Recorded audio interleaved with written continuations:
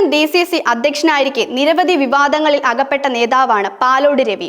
ഏറ്റവും ഒടുവിലായി LDF മൂന്നാം ഘട്ടം അധികാരത്തിലെത്തുമെന്ന ഫോൺ സംഭാഷണം പുറത്തു വന്നതോടെ അദ്ദേഹത്തിന് DCC അധ്യക്ഷ സ്ഥാനം രാജിവെക്കേണ്ടി വന്നു. UDF അധികാരത്തിൽ വരുമെന്ന പ്രതീക്ഷ നേതാവും മറ്റു നേതാക്കളും ഉറച്ചു വിശ്വസിക്കുന്ന സമയത്താണ് സ്വന്തം പാളയത്തിൽ നിന്നും ഇത്തരമൊരു ശബ്ദം ഉയർന്നു വന്നത്. പാലോട് രവിയുടെ ഈ സംഭാഷണം UDFനെ വലിയ രീതിയിൽ പ്രതിരോധത്തിലാക്കി.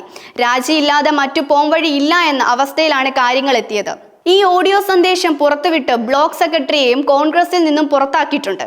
2021 നിയമസഭാ തെരഞ്ഞെടുപ്പിൽ നെടുമങ്ങാട് മണ്ഡലത്തിൽ UDF സ്ഥാനാർത്ഥിയായി മത്സരിച്ച PC പ്രശാന്തിനെ തോൽപ്പിക്കാൻ പാലോട് രവി ശ്രമിച്ചു എന്ന ആരോപണം നേരത്തെ ഉയർന്നിരുന്നു. പാലോട് രവിയെ തിരുവനന്തപുരം DCC പ്രസിഡന്റ് ആക്കിയതിന് പിന്നാലെയാണ് PS പ്രശാന്ത് ഈ ആരോപണം ഉന്നയിച്ചത്. തുടർന്ന് പ്രശാന്ത് ഈ തീരുമാനം പുനഃപരിശോധിക്കണമെന്നും ആവശ്യപ്പെട്ട് രാഹുൽ ഗാന്ധിക്ക് കത്തെഴുതുകയും ചെയ്തു. ഈ സംഭവ വികാസങ്ങൾക്ക് പിന്നാലെ PS പ്രശാന്ത് കോൺഗ്രസ് വിട്ട് ഇടതുപക്ഷത്തേക്ക് ചേക്കേറുകയും LDF സർക്കാർ അദ്ദേഹത്തെ ദേവസ്വം ബോർഡ് പ്രസിഡന്റായി നിയമിക്കുകയും ചെയ്തു.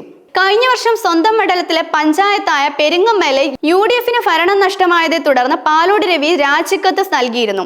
അന്ന് KCC നേതൃത്വം രാജി സ്വീകരിച്ചില്ല. കോൺഗ്രസ് അംഗങ്ങൾ CPMൽ ചേർന്നതോടെ പെരുമങ്ങാൽ പഞ്ചായത്ത് ഭരണം UDFന് നഷ്ടമായത്.